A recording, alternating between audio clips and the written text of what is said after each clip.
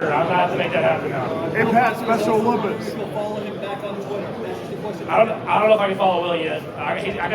He hates on us just a little too much. I know it's fun, but maybe I'll get on the podcast. We can discuss it further then, and then maybe I'll give him a follow back. Hey Pat, Special Olympics.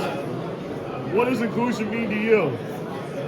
Inclusion means just giving people the opportunity to be together and to see what everybody's about before you see who they are. And I think you see the surface of who someone is, but if you really learn who someone is by their personality and what they love and who they truly are, then you can be better as a community. I think that's something that inclusion really showcases. Pat, obviously the three-peats never happened in the NFL before, but in the NBA, the Bulls had a three-peat, Michael Jordan took some time off, and then had another three-peat. Is that almost inconceivable to think from an NFL level, what it must have taken for him to do that? Oh, 100%. I think at any level, to have that much level of success is crazy. And so for him to be able to win a three-peat, take time off, come back to basketball again and do it again, I mean, something that probably would never be done again in any sport. And, I'm going to try to continue to win this game this weekend and continue to have success, but I couldn't even envision being able to do that. Minor league baseball after a three-peat? I don't know. I'm probably going to focus on football a little bit longer, but maybe one day I'll be able to get out there and at least get some spring training in or something like that. Hey Patrick, just reflect a little bit on your time with Alex Smith, and I know it's a long time ago now, but what that did for you and how your relationship with him has evolved since? I think more than anything, it's just he taught me so much about being a pro, and I know that sounds so simple, but whenever you're coming out of college, and you're still 21 years old, and you've been going to college classes to be all football all the time, and it's a profession, not a hobby, not something you do for fun. You have to learn, and especially at the quarterback position, there's so much that goes into it other than just playing football. I think I learned that from Alex, and if that's it, relating with teammates, if that's being the leader of the team, everything like that. And so learning that and staying in touch with him now to this day, he's become a friend, someone that I can look to for advice and look to showcase what I can do at different stages in my life and in my career. And I think it was amazing for me to be able to step into a room with him every single day. Right after you got drafted, was there some kind of emotional adjustment to the idea of like, it's not going to be this year that I'm QB1? I mean, I don't know if you had to work through that at all. Not necessarily. I mean, I think whenever I came into when I came into college, I didn't start right away, and so all I knew to do was just to continue to get better and better and prepare myself for any moment, just like any other backup quarterback would do. And it helped that Alex was such a good guy, and he went out there and had so much success that it was like, I mean, what am I going to do? It's just leading the league in passing. So I mean, like, how can we even get any better? And it helped me just to keep it in perspective of just be the best Patrick Mahomes every single day, give the defense the best looks that I can give them, and prepare myself for my opportunity to go in the game and that I'm ready. How important do you think it was your early life with your dad playing baseball, being around pros, being in clubhouses, really as a kid learning what it meant to be a pro?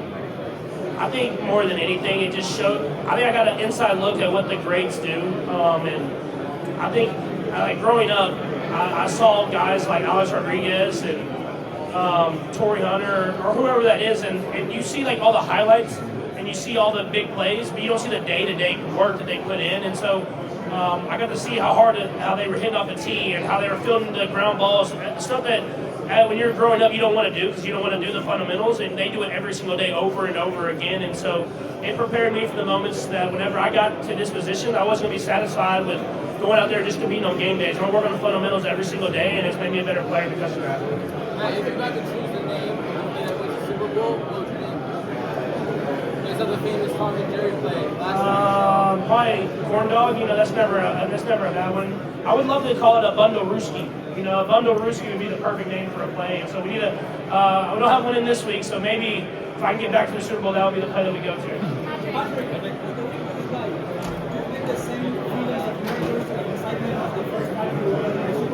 I definitely have the same feeling of excitement. I think you're going to have nerves before the game, just like any big game. I think if you don't have nerves, you don't love the game enough. That's how I've always believed. But I have a better feel for how the week goes. And so I know when the media is. I know when practice is.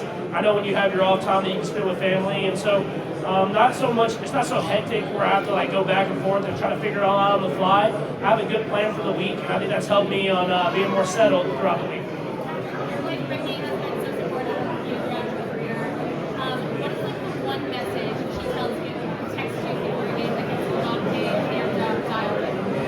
she's more competitive than I am.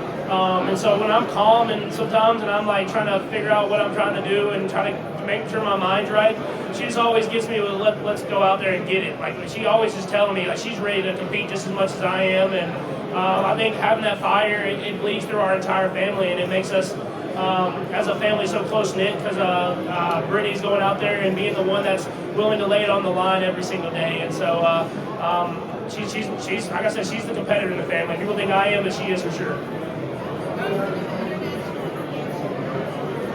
I'm excited for it. I mean, being in Frankfurt last year was such a great experience, and seeing how much they love football, American football, in other countries, it's so surreal. And I know they're talking about going. I think they confirmed. I don't really know. They talk about going to Australia, and I know Madrid this next year. And I think it's awesome for the sport that we have more and more fans, and that more and more people can enjoy this sport that I love so much. And so, as long as they can figure out the scheduling and how we get there, I'm always down to go out there and play in different countries and showcase how great American football is. Are you okay with 18 games, or what do you think about that from a player perspective? I mean, I'm never trying to play any extra games, but I know how the business part of it works. So if we do add another game, I just hope there's a lot more that goes the players' way as far as player safety.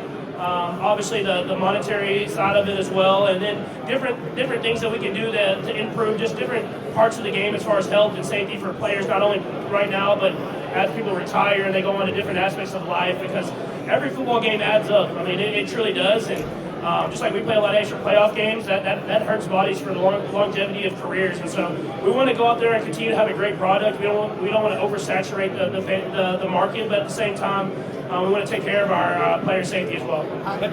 Stormy TV, you worked all season to get here this week. How do you balance enjoying this week here and also being professionally preparing for the game? Yeah, I mean, I think I have a good feel for how the week goes. I mean, you want to showcase yourself as well as showcase your team, but at the same time know that football is what we came here to do. And so it's been a crazy week. I mean, not only in football and all sports, and a lot of stuff's been out there, but it's been fun. I've been able to spend it with a lot of the guys in the team, and you build a even stronger brotherhood when you're all at the hotel together and for a full week, and the families don't get here till the weekend. And I'm just excited to go out there on the field and play the game that we love in front of everybody. What did you think about seeing Luka Doncic actually in a Lakers uniform? Yeah, I mean, it's exciting. Even though it hurts as a Mavs fan, it is exciting for the sport of basketball for him to be on the Lakers with LeBron, and it'll be great for him in his career. I'm excited to see Anthony Davis out there with the Mavs as well. And so a lot of movement in basketball, Jimmy Butler to the Warriors. I mean, you watch it all and know that it's going to be fun, especially for the Western Conference going down the stretch. And hopefully the Mavs can make a little run at it again and try to get back to that finals. What is the special